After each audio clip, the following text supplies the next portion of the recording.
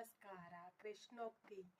ಕೆಟ್ಟ ಸಮಯವನ್ನು ಸಹಿಸಿಕೊಳ್ಳುವವನು ಅತ್ಯುತ್ತಮ ಭವಿಷ್ಯವನ್ನು ನಿರ್ಮಾಣ ಮಾಡುತ್ತಾನೆ. ಕೃಷ್ಣ ಅವನು ದೈವ ಸಂಭೂತ ಅಂತ ಎಲ್ಲರಿಗೂ ತಿಳಿದಿದ್ರು. ಅವನೇನು ಈ ಜಗತ್ತು ಲೋಕನಿಂದನೆಗೆ ಲೋಕ ಅಪವಾದಕ್ಕೆ ದೂಡದೆ ಬಿಡ್ತಾ ಅವನ ಮೇಲೆ ಶಮಂತಕ ಮಣಿಯ ಆರೋಪವನ್ನು ತಂದು ಹೊರಿಸಿದರು.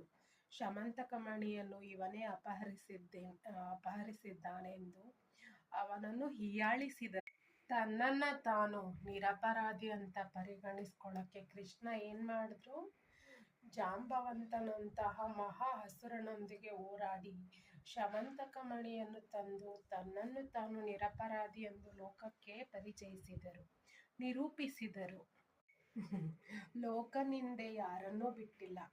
ಅಂತಹ ನಿಂದೆ ಬಂದಾಗ ಮುನಿಸಿಕೊಂಡು ದೂರ ಹೋಗುವುದು, ಎಲ್ಲರನ್ನು ದೂರ ಮಾಡುವುದು ಸರಿ ಇಲ್ಲ. ನಮ್ಮ ಪ್ರಾಮಾಣಿಕತೆಯನ್ನು ಸಾಬೀತುಪಡಿಸಬೇಕು. ಆ ಒಂದು ನಮ್ಮ ಅಪರಾಧ ಹೊರಿಸಿರುವವರ ಮೇಲೆ ನಿರೂಪಿಸಿ ಹೊರಗಡೆ ಬರಬೇಕು. ನಮ್ಮ ಸತ್ಯತೆಯನ್ನು ತಿಳಿಸಿ ಹೊರಗಡೆ ಬರಬೇಕು. ಕೃಷ್ಣ ಶಮಂತಕ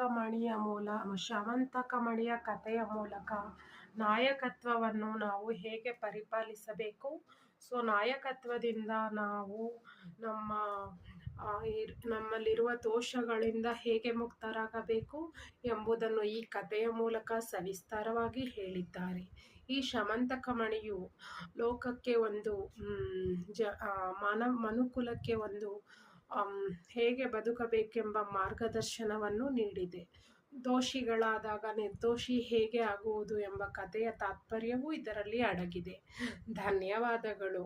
ನಂಬಿಕೆ ಉಳಿಸಿಕೊಂಡವರನ್ನು ಎಷ್ಟು ಖುಷಿಯಾಗಿ ನೋಡಿಕೊಳ್ಳುವುದು ಎಷ್ಟು ಮುಖ್ಯವೋ, ನಂಬಿಕೆ ದ್ರೋಹ ಮಾಡಿದವರ ಮುಂದೆ ಖುಷಿಯಾಗಿರುವುದು ಅಷ್ಟೇ ಮುಖ್ಯ. ಕೃಷ್ಣೋಕ್ತಿ.